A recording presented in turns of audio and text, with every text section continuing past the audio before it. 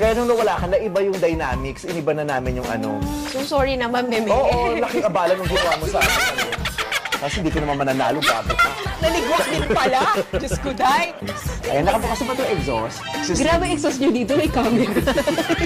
PBB pa rin to, lahat ng angle may camera. Noong una, merong tiles na gano'n. Sabi natin mo tao sa interview. Brutal si ko tayo. Nag-enjoy ka. Hindi ka nagsisi. Sino yung pinakagustong-gusto mo pag naka-green na jogging pants? Si Esme.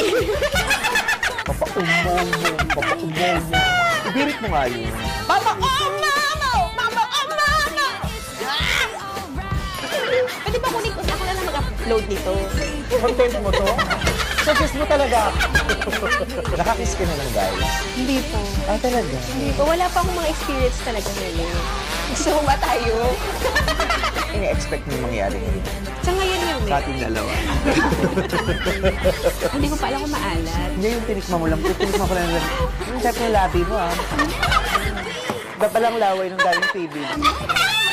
Wow. Oh my God. OA.